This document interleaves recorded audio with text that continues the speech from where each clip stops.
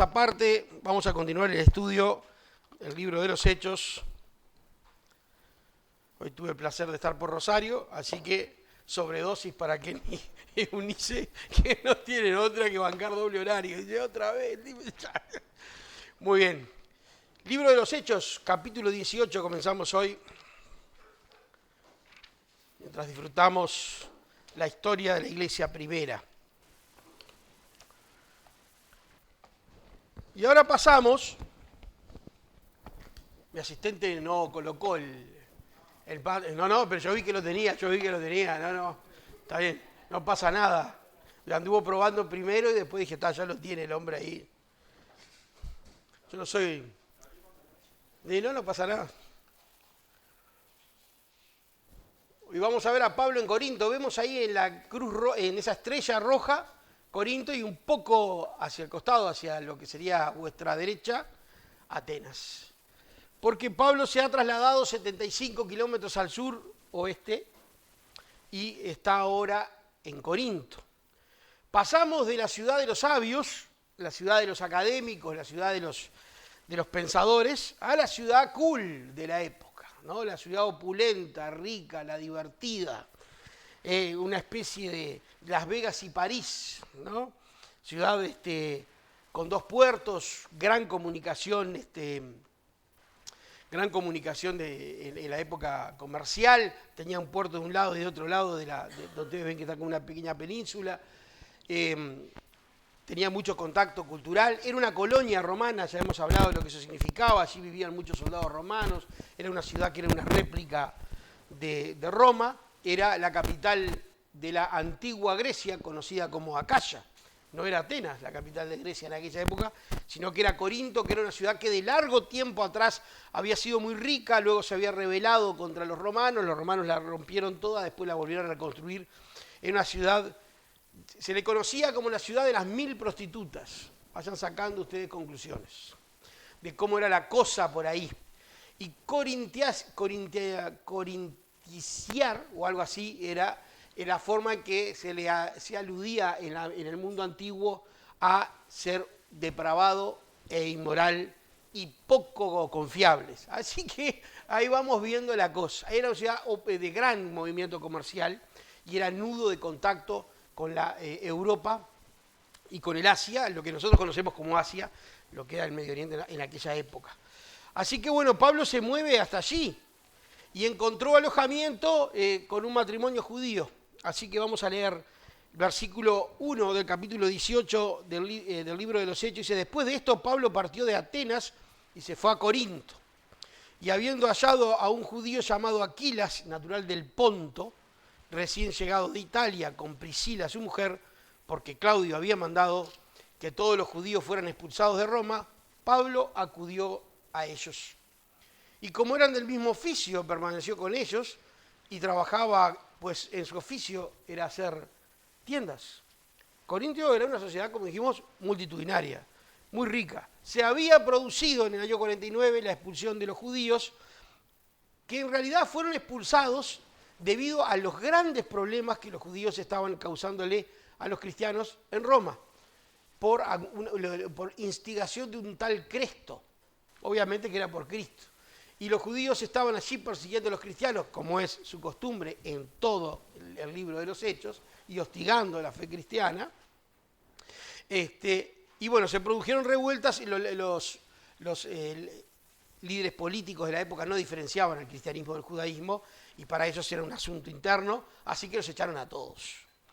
Y entre ellos, Aquila y Priscila, que son conocidos por nosotros, porque aparecen en el Nuevo Testamento más de una vez, compañeros de Pablo, judíos ellos también, hacedores de tiendas, artesanos en construcción de tiendas, y cristianos.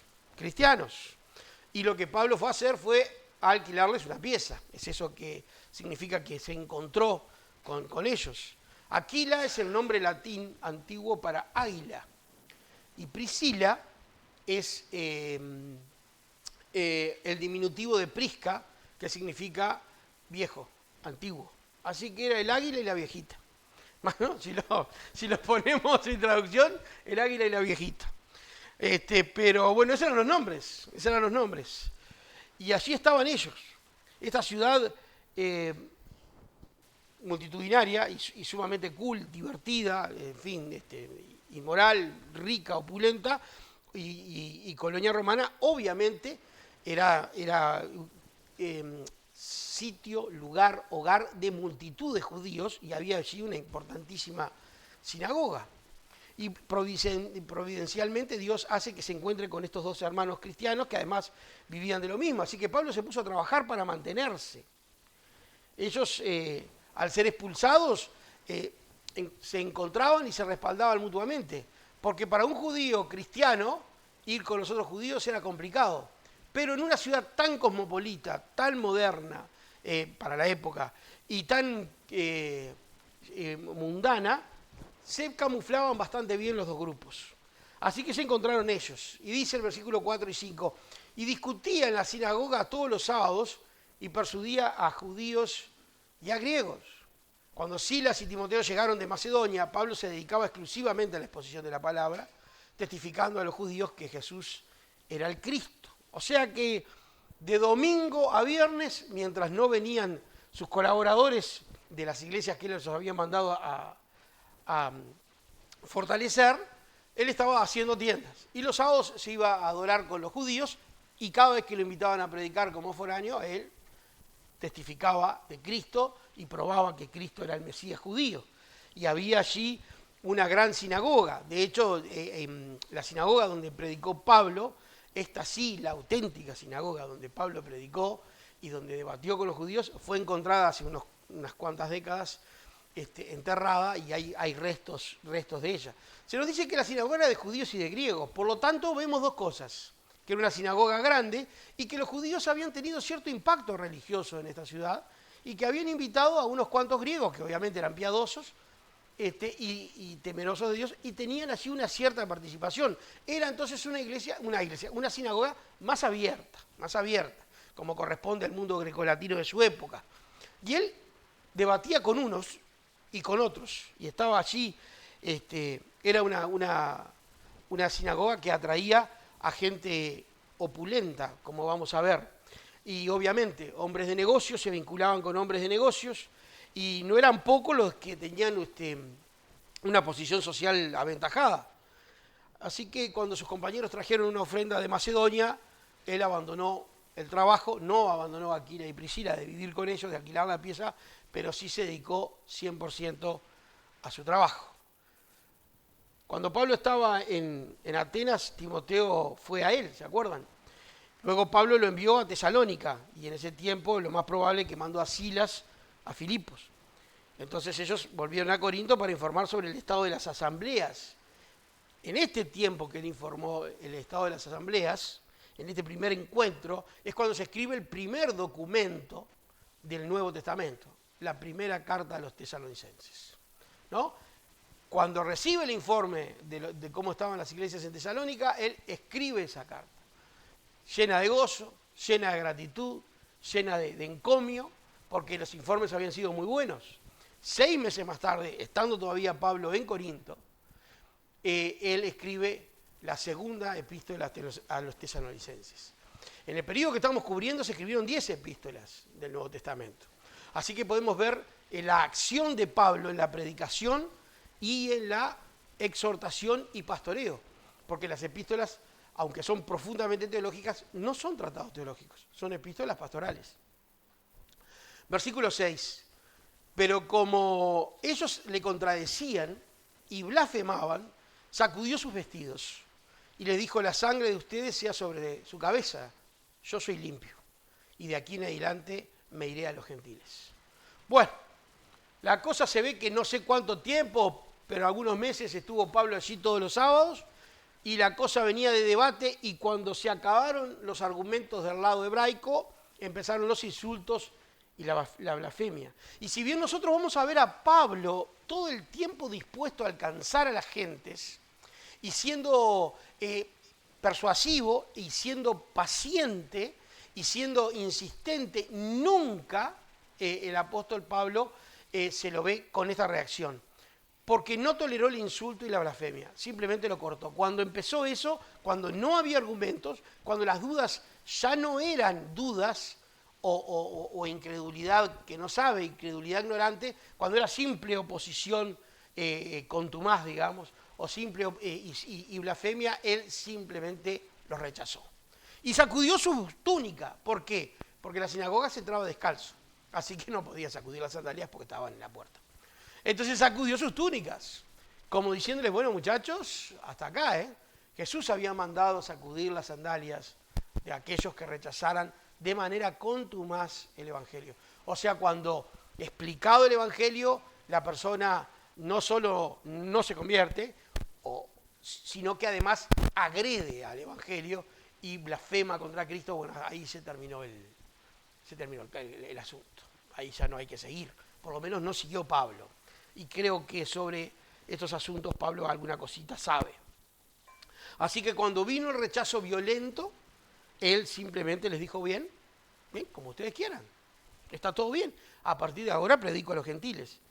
Sin embargo, lo hace en términos misericordiosos. Ustedes dirán, ¿qué tiene esto de misericordioso?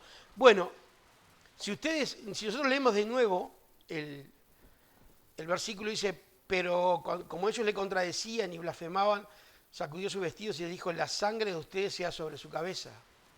¿Dónde la sangre? ¿Cuándo un proclamador en el Antiguo Testamento dijo, la sangre de ustedes sea sobre su cabeza? Es en Ezequiel, capítulo 33. Cuando el atalaya advierte al pueblo y le dice, viene el enemigo, y el enemigo se prepara y escucha y se defiende, has librado al pueblo y te has librado a ti, dice Ezequiel. Pero si el atalaya advierte y el pueblo no se prepara y viene el enemigo y lo mata, ellos reciben el castigo por no recibir el aviso, pero tú estás libre porque has advertido al pueblo. Y eso es lo que es Pablo, y eso es lo que somos nosotros, atalayas, vigías, gente que ha sido llamada de la oscuridad a la luz. Así que es una solemne advertencia, es una misericordia. Lo hace en términos que a ellos les suena antiguo testamentario. Habían recibido el mensaje y como lo vimos la semana pasada, tenían que hacer algo con él. Así como los atenienses tenían que hacer algo con el mensaje, ahora la sinagoga de Corinto también. Versículos 7 y 8 dice, se trasladó de allí y entró en la casa de un hombre llamado Tito Justo, quien era temeroso de Dios y cuya casa estaba junto a la sinagoga. Temeroso de Dios quiere decir que era un convertido al judaísmo, pero ahora, cuando los judíos lo rechazan de plano y se rompe la capacidad y la posibilidad de continuar testificando, se trasladó al lado de la sinagoga. Imagine que tenemos un blasfemo, un hereje que nosotros rechazamos y él se va y se nos instala al lado. Qué simpático. En este caso es al revés. Los herejes estaban en la sinagoga y el que tenía la verdad se instaló al lado, pero se les instaló al lado. Supongo que Pablo no lo hizo a propósito y estoy seguro que Dios sí lo hizo a propósito. Se les instaló al lado. Tito Justo, quien era temeroso de Dios y cuya casa estaba junto a la sinagoga. Obviamente este era un ciudadano romano, por los nombres. Como era ciudadano romano, nosotros sabemos que tenía 3 nombres. Gayo, Tito Justo. Y este es el Gayo que aparece en Romanos y en 1 Corintios. Aquel que se le dice que hospedó a la iglesia corintia en su casa. Si hospedó a la iglesia corintia en su casa, el hombre no tenía la casita chiquita acostumbrada, sino que tenía una caserona importante, entonces era un hombre de dinero. Era un hombre importante. Pablo colecta en su primera cosecha en esta iglesia todas personas de renombre y de prestigio social, lo que le permite a la iglesia no ser rechazada, sino prosperar hasta el nivel que nosotros llegamos a conocer de ser una iglesia multiversa, que tenía muchos ministerios, que tenía muchos hermanos, que desarrollaba grandes capacidades de servicio, como vemos y podemos ver cuando hacemos una lectura, aunque no más sea rápida, de 1 y 2 de Corintios. O sea que esta era una iglesia que empezó de pique, con fuerte oposición, pero que empezó captando líderes. Porque Pablo no solo testificaba en la plaza y en el Areópago, también iba a los lugares de prestigio. Y allí estaba el hombre. Así que se puso al lado de la sinagoga. Crispo, versículo 8, el principal de la sinagoga, creyó, aumentamos los problemas. Ahora el líder de la oposición se transforma en un cristiano. Imaginen lo que le estaba simpatizando esto a los judíos. Crispo creyó y con él toda su casa. Creyó toda su casa, se convirtieron todos. Y muchos de los corintios que oían creían y eran bautizados. Así que la cosa empezó a prosperar mucho. Y el líder principal del judaísmo se pasa al cristianismo. Si somos estrictamente literales, digamos que Crispo siguió siendo auténticamente judío, porque creyó en quien tenía que creer, en el Mesías hebreo. Los otros es lo que se habían deformado. Pero bueno, el asunto es que se pasó al cristianismo y con él toda su casa, todo el testimonio de esta familia principal. Imaginen, una ciudad rica y comercial, el dirigente de una sinagoga no era ningún pobre, seguramente era un banquero o alguna de estas cosas que los judíos hacían en aquella época. Sobre todo, siempre estuvieron vinculados al comercio y a las finanzas, desde siempre. Entonces, se convirtieron todos y a su vez con él y en esa influencia muchos se abrieron al evangelio de los corintios y se convertían. Evidentemente, la iglesia empieza a prosperar. Entonces nos vamos a sorprender un poquito, porque en este estado de cosas parece que la cosa va bárbara. Sin embargo, aparece el versículo 9. Entonces el Señor dijo a Pablo de noche y por medio de una visión, no temas, sino habla. Opa, ¿qué pasó acá? Y no calles, porque yo estoy contigo y nadie pondrá la mano sobre ti para hacerte mal, porque yo tengo mucho pueblo en esta ciudad.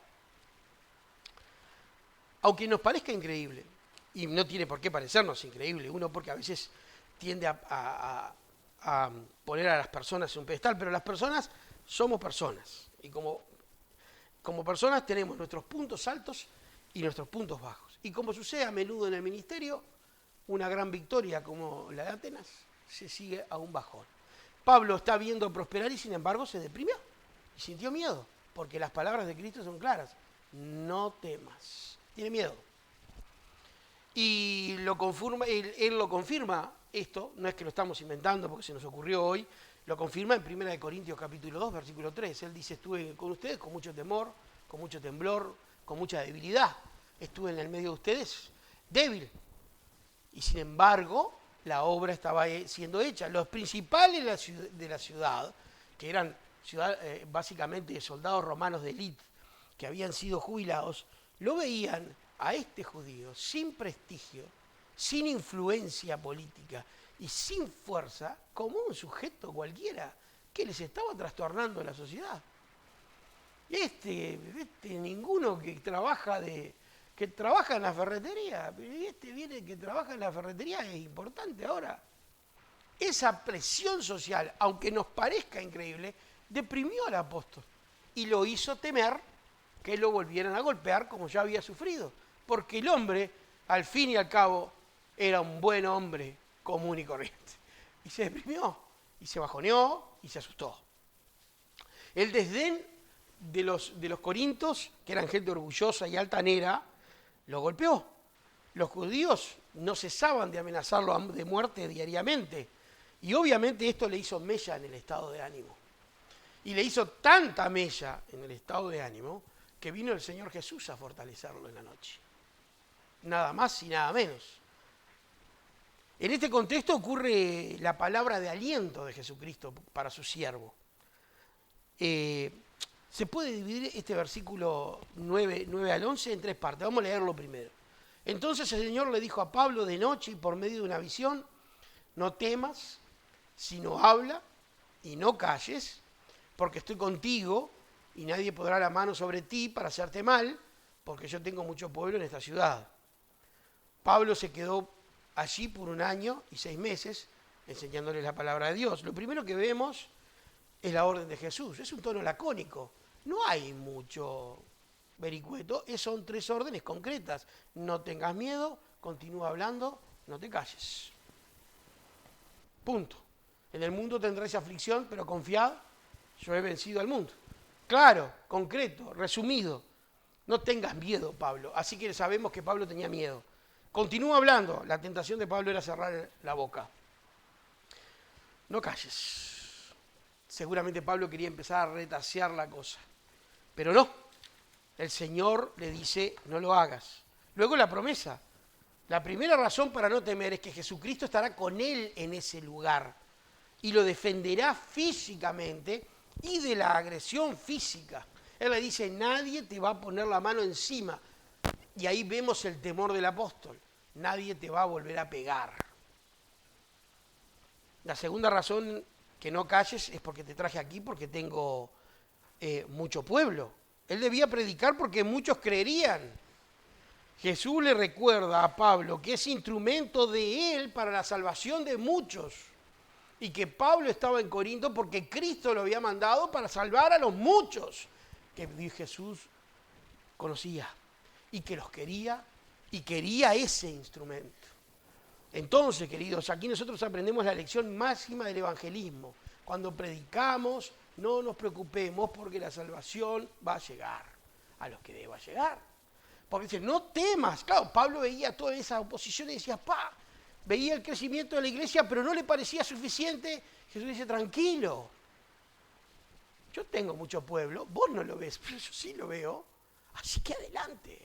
Vos sos mi instrumento. No tenés que salvarlos vos, Pablo. No es tu tarea. No vas a poder, pero yo sí puedo salvarlos. Y voy a salvarlos. Y bueno, y lo tercero que podemos ver es la respuesta de Pablo. Pablo dijo, bueno, yo qué sé, vos ves, Señor, estoy medio viejo ya. Se quedó 1 año y medio. Lo energizó. La visita de Cristo lo energizó, lo satisfizo, lo respaldó. Así que el hombre no solo no se cayó, siguió testificando y no dejó de predicar, sino que se quedó 1 año y medio, que exceptuando el tiempo de 3 años que estuvo en Éfeso, es el tiempo más largo que se quedó en cualquier lugar. Así que Cristo, cuando sintió el espaldarazo del Señor, sacó pecho. Pablo, sacó pecho. El apóstol se quedó 1 año y medio allí. Cuando Jesús le aseguró que nadie lo tocaría, no le dijo que no tendría oposición, le dijo que nadie lo tocaría a él físicamente. Son 2 cosas diferentes. Sin embargo, los judíos lo antagonizaban. Dice que siendo Galión, versículo 12, procónsul de Acaya, lo cual está históricamente probado, eso fue en el año entre el 50 y el 51, los judíos de común acuerdo se levantaron contra Pablo y le llevaron al tribunal diciendo, este persuade a los hombres de honrar a Dios contra la ley. ¿Cuál es el argumento judío? Las religiones en el Imperio Romano eran todas toleradas siempre y cuando hubiera permiso oficial.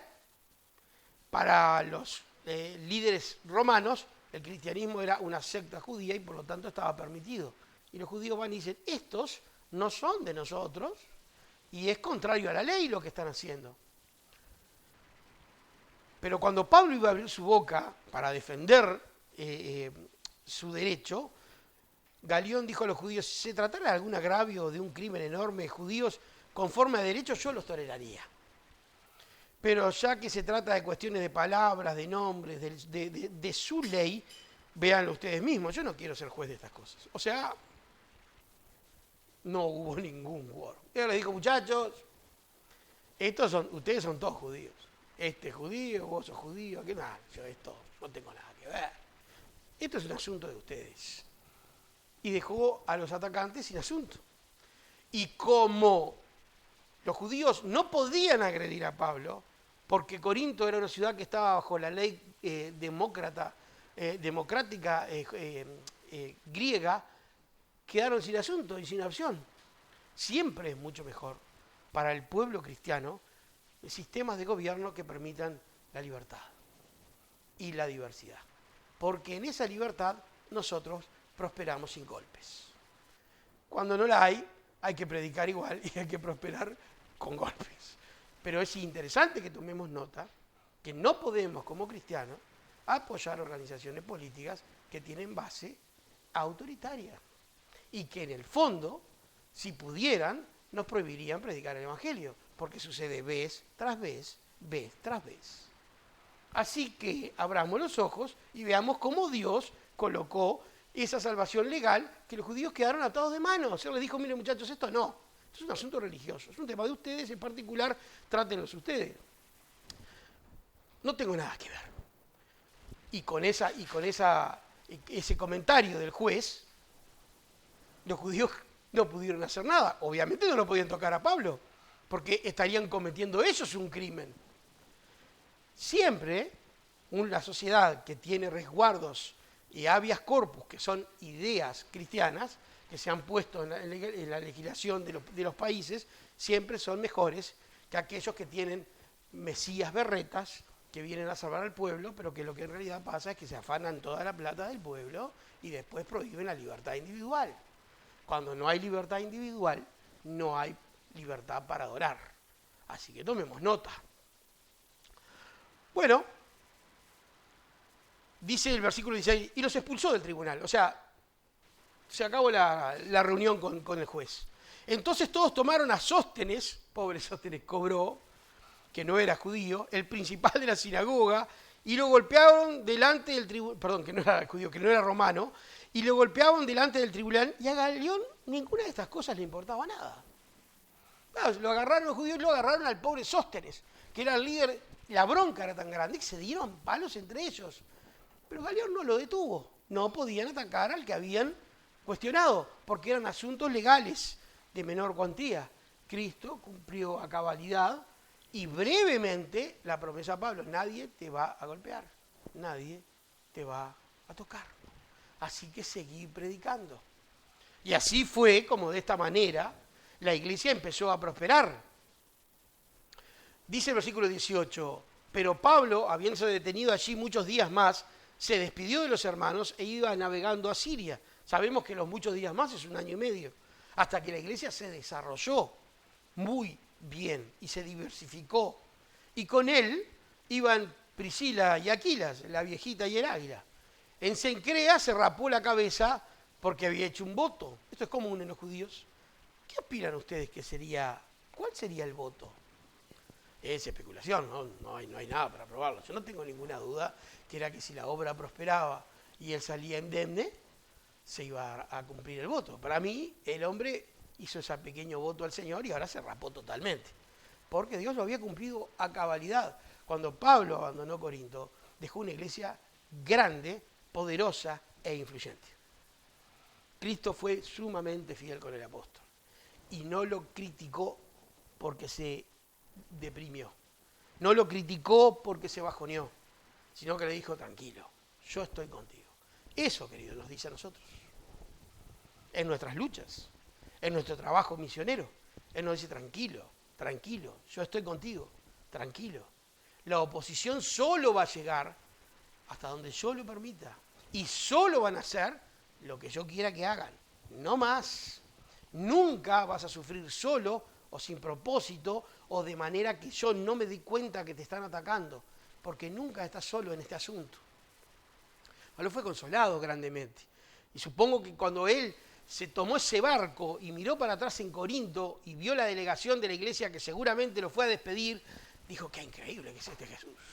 Qué enorme asamblea. La asamblea de Corinto tenía todo tipo de gente notable, incluso lo que vendría a ser el ministro de Economía a escala, el tesorero de la ciudad, que era una ciudad riquísima, Corinto, se convirtió en cristianismo. O sea que era una iglesia realmente muy influyente.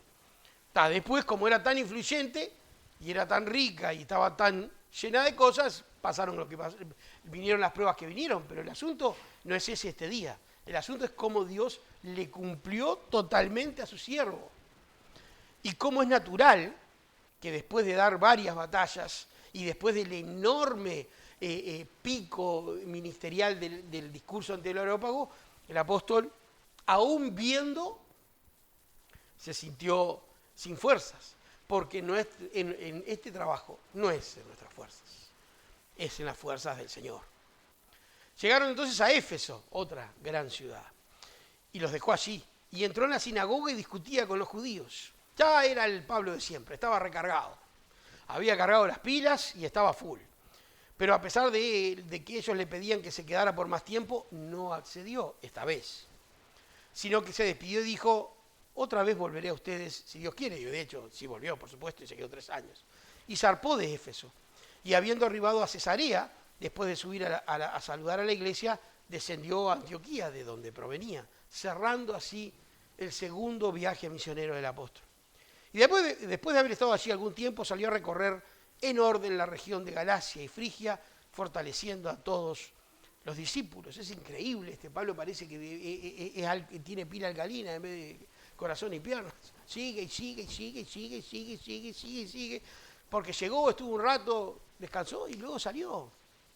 Llegaron entonces a Éfeso, dice, llegó entonces a Éfeso cierto judío llamado Apolos, natural de Alejandría. La historia continúa, pero no la vamos a ver hoy. Lo que hoy vamos a ver es cómo en estos sencillos versículos, 23 versículos del capítulo 18, nosotros vemos el amoroso cuidado del Señor Jesucristo por su siervo escogido. Y cómo aún el hombre más fuerte, más elocuente y doctrinalmente más poderoso que la tierra haya conocido después del Señor Jesucristo, ese enorme apóstol Pablo era un hombre susceptible de bajonearse también y de tener miedo. El hombre era un hombre ya de edad madura. No digo que fuera un veterano cuando estaba en estas lides, pero era un hombre maduro. Y naturalmente que le anduvieran pegando no le caía muy bien, ni a su físico, ni a su ánimo, ni a su dignidad. Y por supuesto que la permanente oposición de su pueblo lo deprimía, porque él era un judío devoto, desde un punto de vista nacional étnico. Y claro que la crítica y el desdén y el desprecio inmerecido también le hacía el mella. No es que este hombre fuera un superhombre porque no le importaba nada. Es un superhombre en algún sentido, entre comillas, porque todo le importaba menos que Cristo. Y eso que es una gran lección para aprender. Este hombre no se sobreponía porque tenía superfuerza. Se sobreponía porque todo era menos importante que Jesús y que su causa. Y seguía adelante. Y seguía adelante. Y nosotros debemos también tomar nota de esto. Debemos decir, ¿qué es lo más importante para mí? Y luego decir, ¿es todo menos importante que Cristo? Porque si es así, tenemos fuerzas aseguradas de manera permanente en nuestra vida para enfrentar los avatares del ministerio y del servicio. No olvidemos que por más que Dios nos da libertad y cada uno puede dedicarse a lo que se dedica, en la tierra nosotros estamos para glorificar al Señor. Y esa es nuestra principal meta, hagamos lo que hagamos. Entonces, haciendo eso, sabiendo que trabajamos para Él y para la construcción del reino, para la expansión del reino, cuando nos cansamos, cuando sentimos tedio, cuando vemos que todo es repetido, no desmayemos, porque estamos haciendo lo que Él nos ha llamado a hacer, que será hecho hasta que Él quiera, hasta que se consumen los tiempos. No podemos apurar la obra de Dios, pero gracias a Dios que somos parte de ella. No podemos nosotros diseñar o dirigir la obra de Dios por donde nosotros creemos que tiene que ir. Ella irá por donde Él quiera. Pero gracias a Dios que Él está con nosotros mientras hacemos una tarea que es más grande que nosotros mismos. Porque el reino de Dios y su justicia es más grande que nuestras propias vidas. Es más grande que la propia vida de nuestra nación. Es más grande que la propia vida de la humanidad entera. No hay nada más grande que el reino de Dios y su justicia. Y nosotros hemos sido convocados a esa enorme tarea de participar en la construcción de un país, de una nación, de un pueblo sempiterno que nunca morirá, que no conocerá derrota, ni tristeza, ni noche, donde viviremos para siempre felices, alabando al Señor, viéndole el rostro diariamente y caminando en medio de una luz inextinguible. Y ese es el trabajo al que este gigante de la fe fue llamado. Y es nuestro trabajo. Y es nuestro trabajo. Entonces, hermanos, cobremos valor. Tengamos ánimo. Mañana vamos a laburar con todo, vamos a laburar. Para que se sepa que el cristiano trabaja bien. Porque trabaja para la sola gloria de Dios. El Señor bendiga su palabra.